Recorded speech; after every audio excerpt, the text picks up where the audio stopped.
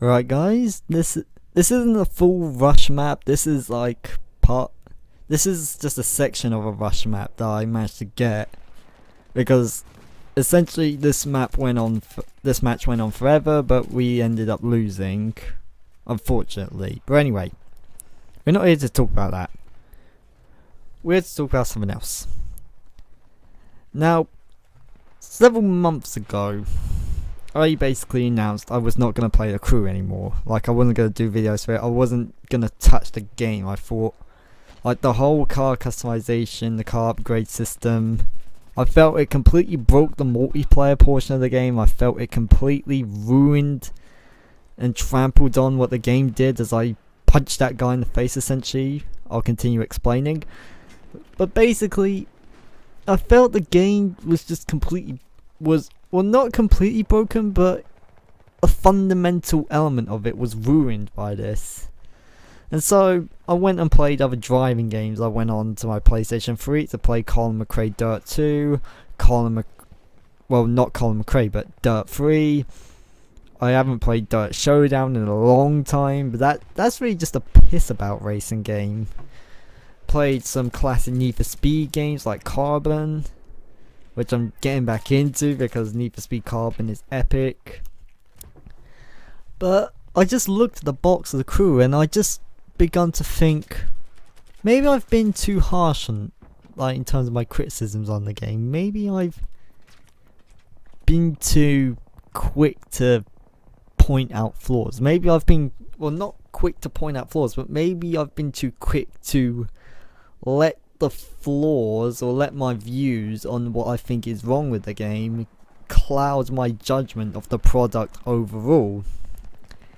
I'm not going to retract any of the statements I made, but I am going to say in retrospect, I think I did judge the crew too hardly. It's kind of like, obviously I do a lot of Assassin's Creed on my channel, but it's like the original Assassin's Creed. That wasn't perfect at launch. There's a lot of design decisions that a lot of people at the time questioned, like the repetitive investigation scenarios, and there was a lot of other flaws that critics and players pulled out the game, like including me. I pulled out a couple of flaws, like the fact that Altair in the game didn't have an Arabic accent, yet this is the Crusades in the Holy Land. Yet we've got an American-ish sounding Sunni Muslim, because that makes total sense. But I still love that game, so I was just thinking I'll stick the crew in again. I'll just stick the crew in. And to be honest, the crew has actually done quite a lot of things right. It actually, one of the things I praised the game for was just it had this sheer scope. Just no other game, no other racing game I knew had gone to the extent to say, some will say, oh, we'll give you a town and a bit of countryside. Some will say, oh, Need for Speed Most Wanted, the 2010 edition, the 2010 edition, the 2010 reboot, essentially said oh, we'll give you this island with different sections. So you've got a mountainous section with snow, you've got a coastline section, you've got a forest section. But the crew actually said, no, we're going to give you essentially a continent to explore, because technically the United States of America is a country, but half of it is a continent. North America is a full continent, but obviously they didn't add in Canada, but still they added in a full country. And that's one of the things I praised the game about, just this sheer size. I've never seen it before in a racing game. I applauded Ubisoft when a lot of people applauded Ubisoft for creating this large sized map for us to explore. And the story was actually one of my favorite, I was forgetting the word, one of my favorite points about the game. The story let me explain it like this. Most racing games that actually have a story are fairly cheesy. And I'm willing to point this out. The classic Need for Speed games, like the great Need for Speed games, you know, Need for Speed Most Wanted, the 2006, the original Most Wanted, Need for Speed Carbon, Need for Speed Carbon on the City on the PSP, etc, etc. Those games, their storylines are just so mediocre. Like, they're just so cheesy, but yet they're an enjoyable kind of cheesy. Like, they used to just kind of suck me in. Like, part of me was saying, you know this is a cheesy story, you should be critiquing it. But part of my brain was just saying, oh, go on, just have fun, just let go, man, just let go. And to be honest, the Crew story was epic. Like, I didn't really bother with the side quest. I was more focused on actually completing the story. It was just, I found it so epic. I was just like, I want to get to the next mission. I want to complete it. I want to advance the plot along. I want to see what's going to happen next.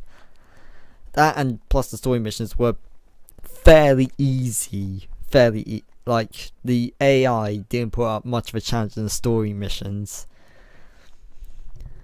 And some of the side missions, like, one other thing the Crew does, in my eyes, is it just creates moments that I've not felt anywhere else. Like, I was just playing the Crew earlier today. Like, I got on from school and I'm thinking, alright, I'll record a couple of videos for the Crew. And I was playing this race, which was Route 66 essentially. You start up near Chicago, right at the beginning of Route 66. You race, I don't think you actually race the full route, like, but you race a very similar route to Route 66. You end up in California at the pier, so you start and finish on Route 66, but along the way you cut in and out of this road. But just the moments it was creating, like, I was speeding down the highway in my dark blue Nissan Skyliner GTR, which I styled to be almost identical to the Nissan Skyline Paul Walker drove in the Fast and the Furious number 4. And I was just listening to this new reggae album I've been getting into on Spotify on PlayStation 4, because you can stream music, like, just download Spotify, it's free. You can just stream music while you play. I was just listening to this album, falling in love with this album, but at the same time, just speeding down this highway, and it was just playing brilliant track after track after track, and I just have never found an experience like that. I really have never found an experience like that in any other racing game. Other racing games have provided, you know, fun tracks to play on. They've had a good variety of cars, or they've had a better, you know, in my opinion, car customization options. Like, you can really go to town and customizing your cars, really personalizing it, and being more of a car geek, you know, really tweaking the transmission, the suspension, the engine, tuning it to either be more about brake horsepower or more about top speed, adding nitro. But no game has provided moments like the moment I just described, where you can fly down either fly down a main highway, or tear it up through a city, or just push yourself on an epic country road, just with a soundtrack of your choice that you find amazing. I've never had an experience like that. So why am I saying this all? Well, here's the reason. I actually want to bring back the Crew. Like, I'm not going to lift the flaws I had with the game. I'm still keeping my opinion on that, because those flaws really did bug me, and I think it did bring down what could have been a very, very amazing game. But overall, the game was actually good.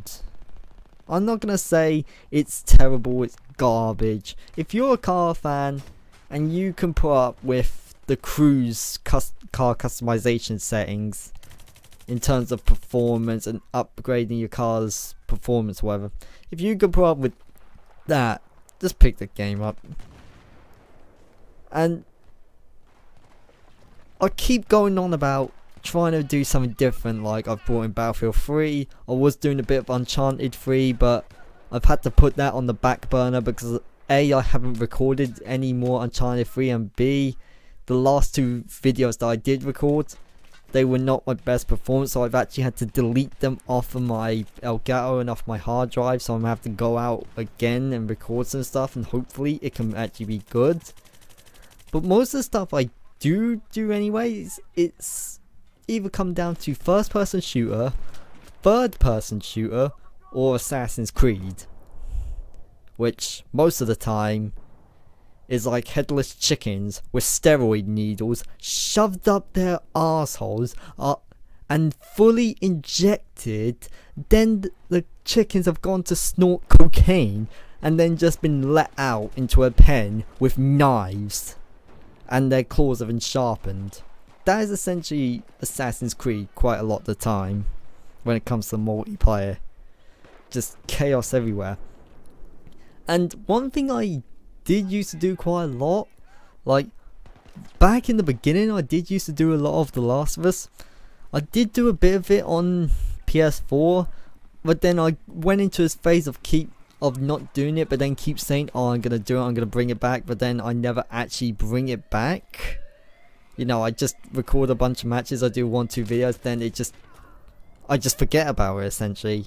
And plus, there is another YouTuber out there who's, I'd say, he's just mastered The Last of Us in terms of actually uploading it and playing it. He's called Seiji ROI, and I felt that if I was going to do more Last of Us videos, I would just essentially be trying to copy him, to mimic him, to walk in his footsteps. So that's why I've decided, like, never to record it again. Like, no matter how good my matches are, although I'm starting the campaign again, I want to play through the campaign again because there is a sick campaign. Anyway, if I do decide to play multiplayer again, even if it's a good match, I'm not recording it. So from now it's just gonna be, I'm bringing back the crew. It's gonna be single player to begin with. I'll see if I can level up all my cars to level 1299 to make it bloody impossible for anyone else to have a better car on the racetrack. Well, not the racetrack, but just have a better car on the track. And I'll see if I can improve my driving skill so that I can actually compete on a competitive online level. But we're going to start with single player first. I hope you guys enjoyed that. We're coming towards the end of the video. Here's just where I about cut off because my laptop was running out of memory, and plus we were going to lose, so I just thought, bugger it, I'm going to cut off here. But anyway, that's the video, and I'll see you back behind the wheel. I'm out of here.